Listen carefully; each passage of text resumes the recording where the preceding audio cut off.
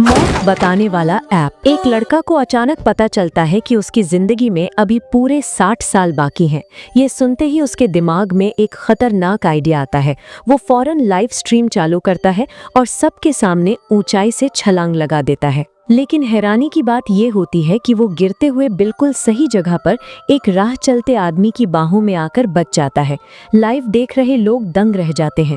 Comments आने लगते हैं, ये तो बस इत्तेफाक है, किस्मत साथ दे गई होगी। लड़के को ये बात पसंद नहीं आती।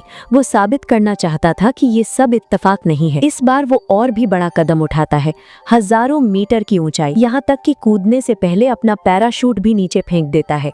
लेकिन कुछ ही पलों बाद एक गुजरता हुआ जहाज उसे बिल्कुल सही वक्त पर हवा में ही पकड़ लेता है। अब लोगों को समझ आ जाता है ये कोई मजाक नहीं, लेकिन हर कोई इतना खुशनसीब नहीं होता। इन्हीं बदकिस्मत लोगों में थी आना।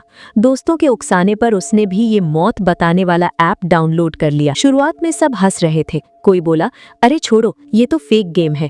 आना को भी तसल्ली दी गई कि इसे सीरियस मत लो। लेकिन उन्हें क्या पता था कि इस ऐप को बनाने वाला कोई इंसान नहीं, खुद मौत थी। पार्टी खत्म होती है। आना का बॉयफ्रेंड पीटर बुरी तरह नशे में होता है, ठीक से खड़ा तक नहीं हो पा रहा। फिर भी जिद करता है कि वही गाड़ी चलाएगा और आना को घर छोड़ देगा। आना डर जाती है। ऊपर से ऐप वाली बात अब भी दिमाग में घूम रही थी। उसे कुछ ठीक नहीं लग रहा था। वो कहती है, चलो पैदल ही चलते हैं। लेकिन पीटर को लगता है कि आना उसकी ड्राइविंग पर शक कर रही है। बस फिर क्या, दोनों के बीच बहस हो जाती है और गुस्से में आना गाड़ी से उतर जाती है। लेकिन जैसे ही पीटर आगे बढ़ता है, उसकी मोबाइल अचानक बज उठती है। स्क्रीन पर लिखा होता है, आपने यूजर एग्रीमेंट का उल्लंघन किया है। आना घबराकर ऐप खोलती है और उसके पैरों तले जमीन खिसक जाती है। सिर्फ 7 मिनट बाकी। आना घबराकर घर की तरफ दौड़ पड़ती है। फोन लगातार बज रहा है। अब टाइम बचा है 2 मिनट से भी कम। वो ऐप बंद नहीं कर पाती। आखिरकार डर के मारे फोन ही स्विच ऑफ कर देती है। उसे लगता है शायद अब सब ठीक हो जाएगा। लेकिन तभी बाथरूम के पर्दे के पीछे से अजीब डरावनी सी आवाज आती है। कांपते कदमों से वो आगे बढ़ती है और उसी पल फोन फिर से बज उठता है।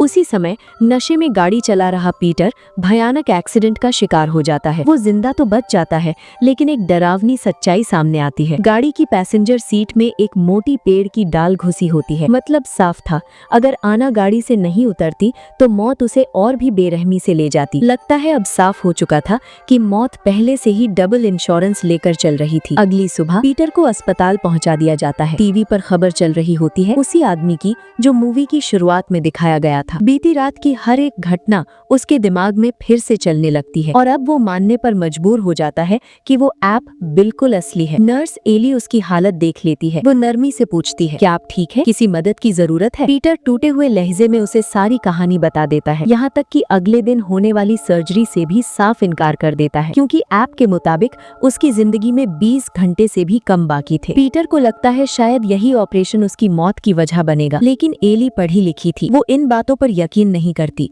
वो समझाती है, ये बस पैर में स्टील प्लेट लगाने की छोटी सी सर्जरी है, इसमें जान जाने का कोई खतरा नहीं होता। उसके मुताबिक ये सब किसी डेवलपर की शरारत भर है। पीटर को थोड़ी तसल्ली मिलती है और एली उसे वापस वार्ड में छोड़ आती है। लंच ब्रेक के वक्त एली अपने सहकर्मियों को ये बात बताती है। जिज्ञासा में आकर सब लोग वही ऐप डाउनलोड कर लेते हैं। एक के फोन में दिखता है 53 साल बाकी, दूसरे के फोन में 57 साल बाकी। सब हंस पड़ते हैं, लेकिन जब एली की बारी आती है तो उसके चेहरे का रंग उड़ जाता है। सिर्फ 2 दिन। शुरुआत में वो खुद को संभाल लेती है, सोचती है ये सब बकवास है, लेकिन आगे जो होने वाला था वो उसे इस सच पर मजबूर कर देता है। अगली सुबह पीटर की हालत पूरी तरह टूट चुकी थी, क्योंकि अब उसके फोन में सिर्फ 3 मिनट बाकी थे। वो घबराकर अस्पताल से भागने की कोशिश करता है और तभी उसका फोन फिर से बज उठता है। स्क्रीन पर वही डरावना मैसेज, आपने यूजर एग्रीमेंट का उल्लंघन किया है। पीटर हैरान होता है और तभी शीशे में उसे अपने पीछे एक काले कपड़ों में खड़ा साया दिखता है। वो तुरंत पलटता है, लेकिन पीछे कोई नहीं होता। डर के मारे पीटर सीधे सीढ़ियों वाले हिस्से में भागता है। जैसे ही दरवाजा बंद करता है, पीछे से जोर जोर से दरवाजा पीटने की आवाज आती है और उसी पल सीढ़ियों की सारी लाइट्स एक एक कर बुझ जाती हैं। फोन फिर से बजता है। 1 मिनट, 30 सेकंड। पीटर वहां से निकलना चाहता है, लेकिन दरवाजा अंदर से लॉक हो चुका होता है। अब पीटर पूरी तरह फंस चुका था।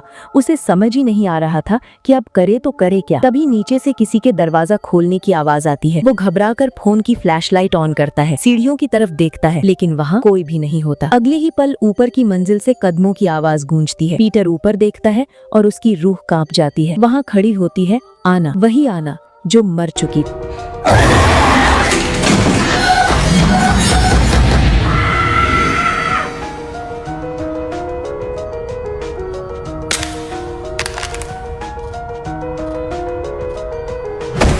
इसके कुछ ही देर बाद पूरे अस्पताल में पीटर की मौत की खबर फैल जाती है। ये सुनते ही नर्स एली की रीढ़ में सिहरन दौड़ जाती है। उसे याद आता है उसका अपना काउंटडाउन भी खत्म होने के करीब है। एली बिना वक्त गंवाए सीधे पीटर के कमरे में पहुंचती है। वो उसके फोन में उस ऐप को देखना चाहती थी, लेकिन फोन लॉक्ड था, पासवर्ड के बिना खुलने वाला नहीं। मजबूरी में वो नीचे मुर्दा घर पहुंचती है। पीटर की लाश को बाहर निकालती है, कई बार फिंगरप्रिंट ट्राई करती है, लेकिन फोन फिर भी नहीं खुलता। आखिरकार कांपते हाथों से वो उसकी आंखें खोलती है और फेस अनलॉक कर देती है। जो दिखता है वो वही होता है जिसका डर था। काउंटडाउन 0। अब एली को कोई शक नहीं रह जाता, ये ऐप सच में मौत का पैगाम है। घबराकर वो तुरंत अपने पिता को फोन करती है और वीकेंड पर माँ की कब्र पर जाने का प्लान रद्द कर देती है, क्योंकि ऐप के मुताबिक उसी दिन उसकी मौत लिखी थी। लेकिन किस्मत उसे चैन नहीं लेने देती। काम पर निकलते वक्त उसका फोन फिर से बज उठता है। स्क्रीन पर वही डरावना मैसेज, आपने यूजर अग्रीमेंट का उल्लंघन किया है। उसी पल पास के एक कमरे में काला साया दिखाई देता है। एली पलट कर देखती है, लेकिन कमरा खाली होता है। अभी वो कुछ समझ पाती उससे पहले पीछे से उसका बॉस आ जाता है। वो कहता है मुझे तुमसे जरूरी बात करनी है। ऑफिस में पहुंचते ही उसका असली चेहरा सामने आ जाता है। वो एली को चुप रहने के बदले गलत रिश्ते की पेशकश करता है, लेकिन एली झुकने वालों में से नहीं थी। वो पूरी ताकत से खुद को बचाती है, उसे धक्का देती है और कमरे से भाग निकलती है। वो ये बात नर्स इंचार्ज को बताना चाहती थी, लेकिन बॉस पहले ही उन्हें किसी काम में उलझा चुका होता है। एली गुस्से और डर को दिल में दबा लेती है, क्योंकि अभी सबसे जरूरी सवाल था जिंदा कैसे बचा जाए। रात को घर पहुंचकर वो उस ऐप को अनइंस्टॉल करने की कोशिश करती है, लेकिन चाहे जो कर ले ऐप डिलीट ही नहीं होता। तब उसे एहसास होता है ये सिर्फ एक ऐप नहीं बल्कि मौत का जाल है। एली घर पहुंचते ही सबसे पहले इंटरनेट खंगालने लगती है। सैकड़ों रिजल्ट्स के बीच उसकी नजर एक खबर पर टिक जाती है, आना की मौत। नीचे कमेंट्स का सैलाब था। लोग लिख रहे थे हम भी इस ऐप के शिकार हैं, ये हमारे साथ भी वही कर रहा है। एली का बिल बैठने लगता है। वो यूं ही एक वीडियो खोलती है। वीडियो में एक औरत कहती है, जब से मैंने ये ऐप डाउनलोड किया है मुझे रोज वो लोग दिखते हैं जो सालों पहले मर चुके हैं। ये भूत या आत्माएं मुझे जिंदा नहीं रहने दे रही। इतना कहते ही औरत की आंखें अचानक फैल जाती हैं, जैसे उसने कुछ बेहद डरावना देख लिया हो, और अगले ही पल एक दिल दहला देने वाली चीख। वीडियो वहीं खत्म हो जाता है। एली डर के मारे लैपटॉप बंद कर देती है और सोने की कोशिश करती है, लेकिन तभी उसे किसी की मौजूदगी का एहसास होता है। वो झट से कमरे की लाइट जला देती है। कमरा खाली होता है। तभी उसे समझ आता है जो उसने अभी देखा था वो शायद सुबह मर चुका पीटर था। और उसी पल फोन फिर से बज उठता है। डर के मारे एली फोन जमीन पर फेंक देती है और गुस्से में उसे पैरों से कुचल देती है। उसे लगता है अब तो सब खत्म, लेकिन जैसे ही वो कमरे से बाहर जाती है टूटा हुआ फोन एक बार फिर चमक उठता है और काउंटडाउन दोबारा शुरू हो जाता है। अगली सुबह एली सीधे मोबाइल शॉप पहुंचती है। वो नया फोन खरीदती है, यहाँ तक कि नया नंबर भी ले लेती है। फोन ऑन करके देखती है उस ऐप का नामो निशान नहीं। एली राहत की सांस लेती है, लेकिन जैसे ही दुकान से बाहर निकलती है वही पुरानी डरावनी रिंगटोन। ऐप अपने आप इंस्टॉल हो चुका था। एली गुस्से से दुकानदार से पूछती है ये क्या है। दुकानदार खुद हैरान था। वो कहता है मैडम मैंने ऐसा कोई ऐप देखा ही नहीं। Okay, deep breath. Just delete it.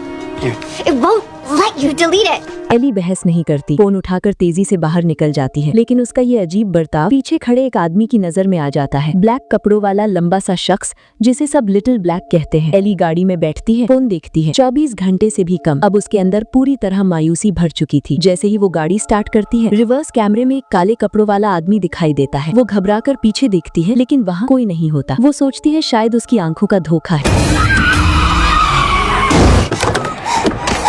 तभी एक कार उससे टकरा जाती है। गुस्से में भरा ड्राइवर उसे सबक सिखाने के लिए गाड़ी से उतर आता है, लेकिन तभी वो काला कपड़ों वाला शख्स दुकान से बाहर निकलता है। वो ड्राइवर को चेतावनी देता है, औरत पर हाथ उठाया तो हीरो बनना पड़ेगा। इतना कहकर वो जेब से 500 रुपए निकालता है और ड्राइवर को चलता बनने को कहता है। ड्राइवर चुपचाप निकल जाता है। इसके बाद वो आदमी अपना फोन एली के सामने करता है और धीरे से कहता है मैं भी इसी मौत वाले ऐप का शिकार हूँ। सबसे डरावनी बात ये थी कि उसका बचा हुआ वक्त एली से भी कम था। दोनों हालात समझ जाते हैं और सीधे एक बार में पहुंचते हैं ताकि शोर में बैठकर आगे की योजना बना सके। अब तक उन्हें बस एक ही चीज कॉमन लगती है, यूजर एग्रीमेंट का उल्लंघन। लेकिन सच्चाई ये थी कि किसी ने भी उस एग्रीमेंट को ध्यान से पढ़ा ही नहीं था। तभी लिटिल ब्लैक के दिमाग में एक खतरनाक आइडिया आता है। वो पास बैठे नशे में धुत आदमी को ऐप डाउनलोड करने के लिए उकसाता है। जैसे ही स्क्रीन पर यूजर एग्रीमेंट पॉपअप होता है, दोनों झपट्टा मारकर फोन अपने हाथ में ले लेते हैं और जो लिखा होता है वो रूह कंपा देने वाला था। यूजर को अपने भाग्य को स्वीकार करना होगा। काउंटडाउन की जानकारी का इस्तेमाल अपनी किस्मत बदलने के लिए नहीं किया जा सकता। अगर ऐसा किया गया तो इसे समझौते का उल्लंघन माना जाएगा और मौत खुद चलकर आएगी और पहले से भी ज्यादा बेरहमी से आत्मा को उठा ले जाएगी। अब सब कुछ साफ हो जाता है। लिटिल ब्लैक को याद आता है कि जिस दिन उसकी मौत लिखी थी उसी दिन उसने अपनी नानी से मिलने की ट्रेन टिकट रद्द कर दी थी। एली भी समझ जाती है कि माँ की कब्र पर जाने का प्लान रद्द करने के बाद ही उसे चेतावनी मिली थी। मतलब साफ था, किस्मत से भागने की कोशिश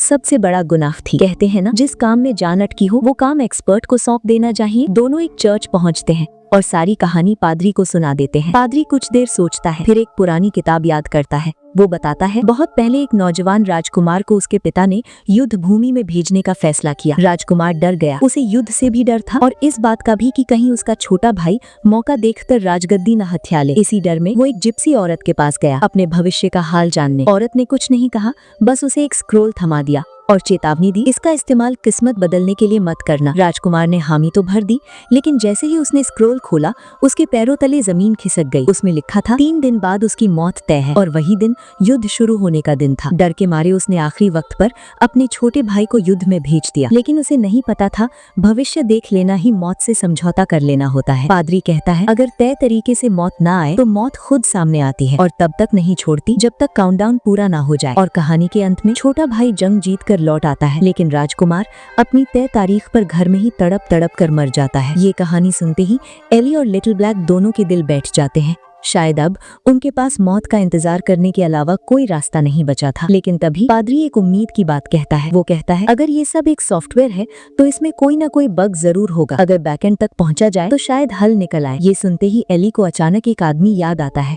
दोनों सीधे दिन में मिले मोबाइल शॉप वाले के पास पहुंचते हैं, लेकिन जनाब लड़की के साथ पार्टी करने की जल्दी में थे, उनके पास वक्त ही नहीं था। आखिरकार एली अपना सारा पैसा उसके सामने रख देती है और सच ही कहा है, पैसा हो तो भूत भी काम कर देता है। कुछ ही देर में दुकानदार सिस्टम में घुस चुका था। पहले पेज पर अजीब सी लैटिन भाषा में कोड लिखा था। एली फटाफट उसकी फोटो ले लेती है। आगे बढ़ते ही सारी लिस्ट खुल जाती है, यूजर्स के नाम और उनके सामने बचा हुआ वक्त। एली के दिमाग में एक शैतानी आइडिया आता है। वो पूछती है, क्या ऐसा हो सकता है जैसे भगवान ने यमराज की किताब में नाम बदल दिया हो, वैसे ही हम अपना वक्त बढ़ा लें? दुकानदार थोड़ी देर कीबोर्ड पर उंगलियां चलाता है और फिर कमाल हो जाता है। लिटिल ब्लैक का टाइम जो पहले सिर्फ 10 घंटे था सीधे बढ़कर 92 साल हो जाता है। अब बारी थी एली की, लेकिन जैसे ही उसका नाम सर्च होता है एली चौंक जाती है। उसकी छोटी बहन का नाम भी इसी लिस्ट में होता है और सबसे डरावनी बात, उसका टाइम एली से भी 3 मिनट कम। दुकानदार बिना देर किए दोनों बहनों के टाइम में 86 साल जोड़ देता है। उसी पल बहन का फोन बज उठता है। स्क्रीन पर नंबर तेजी से बढ़ते जा रहे थे। अब उसे पूरा यकीन हो जाता है कि ये सब सिर्फ एक फेक ऐप था,